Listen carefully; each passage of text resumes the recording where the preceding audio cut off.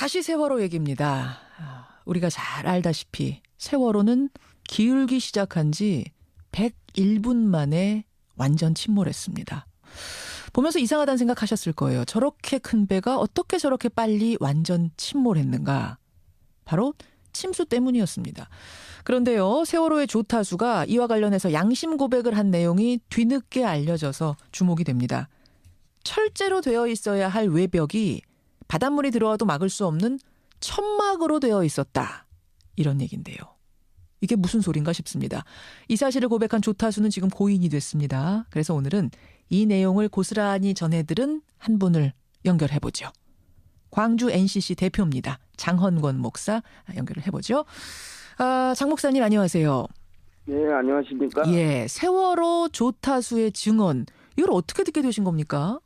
2014년 4월 16일 참사가 일어난 후에 6월 10일부터 선장 선원 재판이 강주 법원에서 1심, 2심이 진행되었습니다. 예. 그때 세월호 가족과 함께 방청을 했습니다.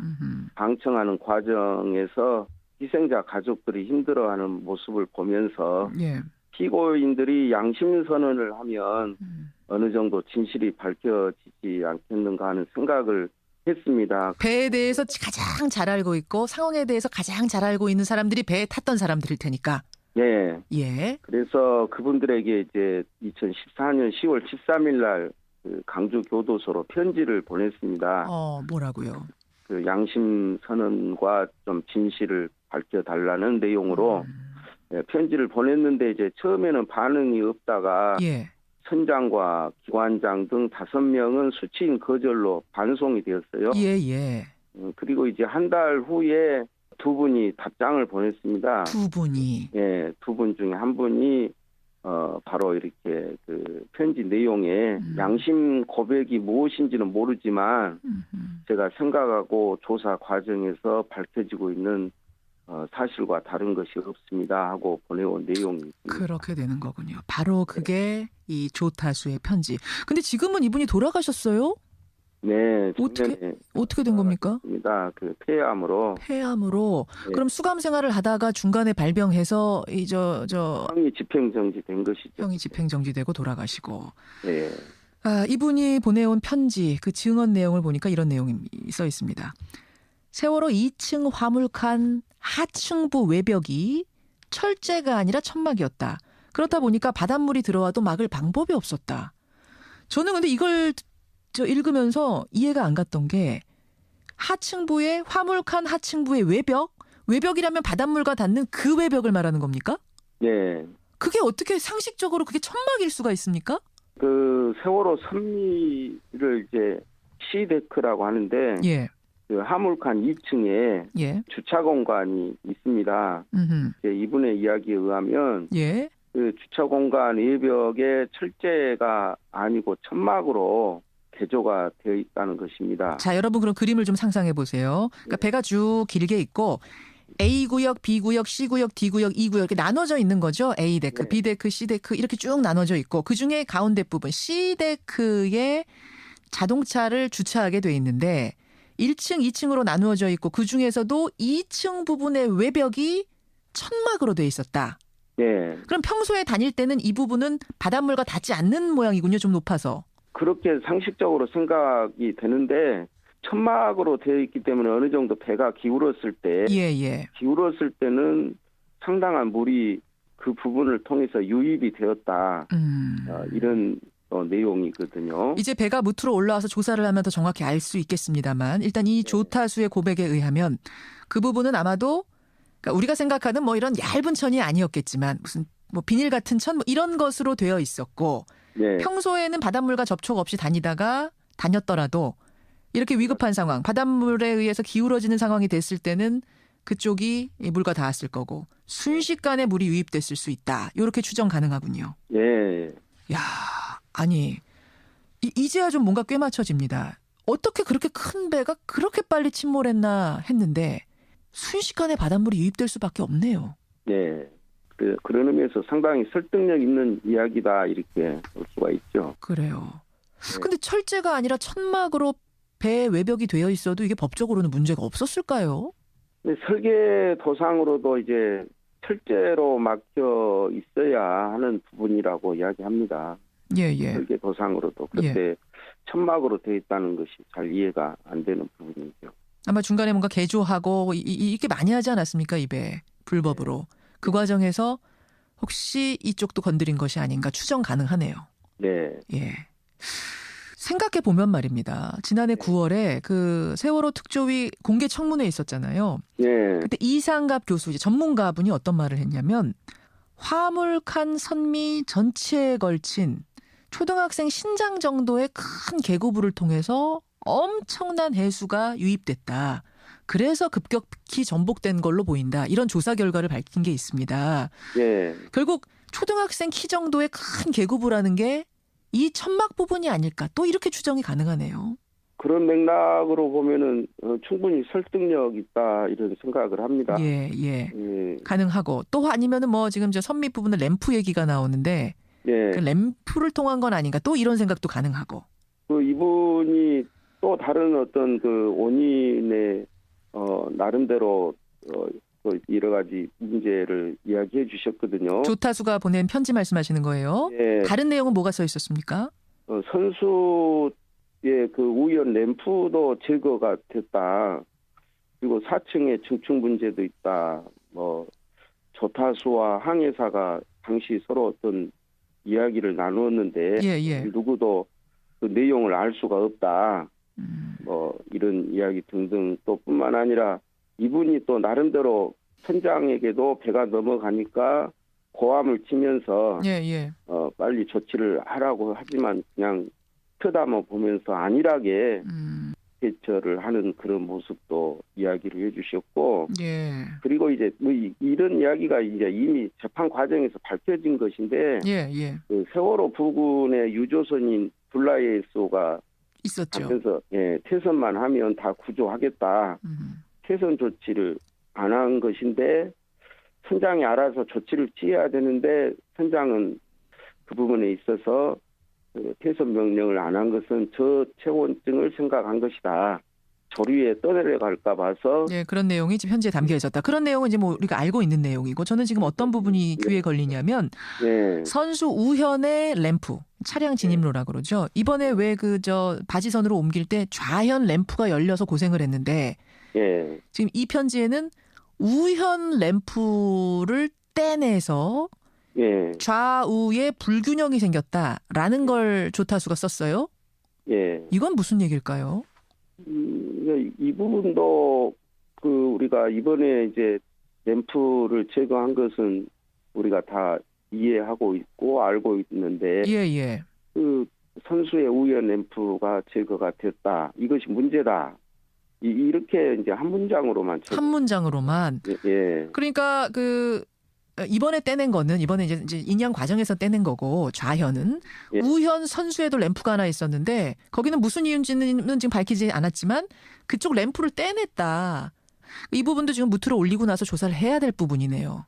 그렇죠. 예, 이렇게 저렇게 배가 개조된 모습을 이 편지 안에 조타수가 담았다는 말씀.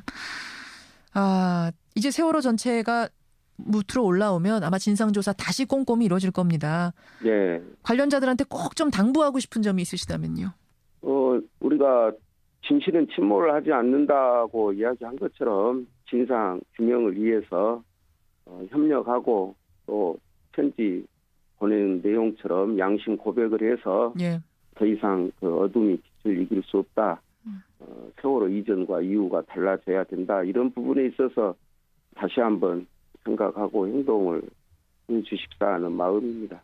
그 목사님은 참사 직후의 재판부터 항소심까지 거의 모든 재판을 다 안 빠지고 가셨다면서요? 유가족들과 함께 계속 해오신 분으로서 그 힘든 과정 지켜보면서는 정말 느낌이 어떠셨어요? 제가 방청하면서 희생자 가족분들의 그 고통스럽고 힘들어하는 모습이 주님이 아파하는 그런 어떤 심정이 되었습니다. 그리고 그 배후에는 또 어떤 의혹이 있을까 이런 그런 생각을 많이 하게 되었습니다. 포기하지 않고 끝까지 이 진상이 규명이 돼야 되는 것이다 하는 것을 그런 생각을 많이 했습니다. 이제 미수습자가 꼭 발견돼야 됩니다. 전원, 네. 9명 전원 꼭 발견돼야 하고 또 지금 말씀하신 대로 진상이 철저하게 하나도 가림 없이 밝히는 것, 그게 우리 숙제가 아닐까 싶습니다. 여기까지 말씀 듣도록 하죠. 고맙습니다, 목사님. 예, 감사합니다. 예, 광주 NCC 대표 장헌권 목사였습니다.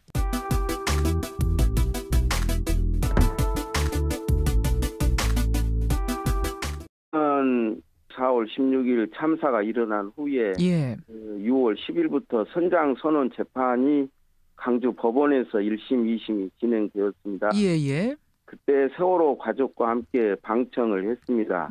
방청하는 과정에서 희생자 가족들이 힘들어하는 모습을 보면서 예. 피고인들이 양심선언을 하면 어느 정도 진실이 밝혀지지 않겠는가 하는 생각을 했습니다. 배에 대해서 가장 잘 알고 있고 상황에 대해서 가장 잘 알고 있는 사람들이 배에 탔던 사람들일 테니까. 네. 예. 그래서 그분들에게 이제 2014년 10월 13일 날 그 강주 교도소로 편지를 보냈습니다. 뭐라고요?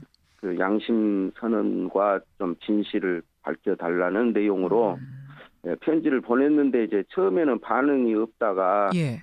선장과 기관장 등 5명은 수치인 거절로 반송이 되었습니다. 저 읽으면서 이해가 안 갔던 게 하층부의 화물칸 하층부의 외벽이라면 바닷물과 닿는 그 외벽을 말하는 겁니까? 네. 그게 어떻게 상식적으로 그게 천막일 수가 있습니까? 그 세월호 선미를 이제 시데크라고 하는데 예. 그 화물칸 2층에 예. 주차 공간이 있습니다. 이제 이분의 이야기에 의하면 예. 그 주차 공간 외벽에 철제가 아니고 천막으로 개조가 되어 있다는 것입니다. 자, 여러분 그럼 그림을 좀 상상해 보세요. 그러니까 배가 쭉 길게 있고 A구역, B구역, C구역, D구역, E구역 이렇게 나눠져 있는 거죠. A데크, 네. B데크, C데크 이렇게 쭉 나눠져 있고 그중에 가운데 부분 C데크에 자동차를 주차하게 돼 있는데 1층, 2층으로 나누어져 있고 그중에서도 2층 부분의 외벽이 천막으로 돼 있었다. 네. 그럼 평소에 다닐 때는 이 부분은 바닷물과 닿지 않는 모양이군요. 다시 세월호 얘기입니다. 우리가 잘 알다시피 세월호는 기울기 시작한 지 101분 만에 완전 침몰했습니다. 보면서 이상하다는 생각하셨을 거예요. 저렇게 큰 배가 어떻게 저렇게 빨리 완전 침몰했는가? 바로 침수 때문이었습니다. 그런데요, 세월호의 조타수가 이와 관련해서 양심 고백을 한 내용이 뒤늦게 알려져서 주목이 됩니다. 철제로 되어 있어야 할 외벽이 바닷물이 들어와도 막을 수 없는 천막으로 되어 있었다. 이런 얘기인데요. 이게 무슨 소린가 싶습니다. 이 사실을 고백한 조타수는 지금 고인이 됐습니다. 그래서 오늘은 이 내용을 고스란히 전해들은 한 분을 연결해보죠. 광주 NCC 대표입니다. 장헌권 목사 연결을 해보죠. 장 목사님 안녕하세요. 네, 안녕하십니까? 예, 세월호 조타수의 증언 이걸 어떻게 듣게 되신 겁니까? 그 2014년 좀 높아서. 그렇게 상식적으로 생각이 되는데 천막으로 되어 있기 때문에 어느 정도 배가 기울었을 때 기울었을 때는 상당한 물이 그 부분을 통해서 유입이 되었다. 이런 내용이거든요. 이제 배가 무트로 올라와서 조사를 하면 더 정확히 알 수 있겠습니다만 일단 이 조타수의 고백에 의하면 그 부분은 아마도 그러니까 우리가 생각하는 뭐 이런 얇은 천이 아니었겠지만 무슨 뭐 비닐 같은 천 뭐 이런 것으로 되어 있었고 네. 평소에는 바닷물과 접촉 없이 다녔더라도 이렇게 위급한 상황, 바닷물에 의해서 기울어지는 상황이 됐을 때는 그쪽이 물과 닿았을 거고 순식간에 물이 유입됐을 수 있다. 이렇게 추정 가능하군요. 네. 야, 아니 이제야 좀 뭔가 꿰맞춰집니다. 어떻게 그렇게 큰 배가 그렇게 빨리 침몰했나 했는데 순식간에 바닷물이 유입될 수밖에 없네요. 네. 그래서요. 예. 그리고 이제 한 달 후에 두 분이 답장을 보냈습니다. 두 분이. 네, 두 분 중에 한 분이 바로 이렇게 그 편지 내용에 양심 고백이 무엇인지는 모르지만 제가 생각하고 조사 과정에서 밝혀지고 있는 사실과 다른 것이 없습니다 하고 보내온 내용이 있습니다. 그렇게 되는 거군요. 바로 그게 이 조타수의 편지. 근데 지금은 이분이 돌아가셨어요? 네. 어떻게 된 겁니까? 그 폐암으로. 네. 그럼 수감 생활을 하다가 중간에 발병해서 형이 집행정지된 것이죠. 형이 집행정지되고 돌아가시고. 네. 이분이 보내온 편지 그 증언 내용을 보니까 이런 내용이 써 있습니다. 세월호 2층 화물칸 하층부 외벽이 철제가 아니라 천막이었다. 그렇다 보니까 바닷물이 들어와도 막을 방법이 없었다. 저는 근데 이걸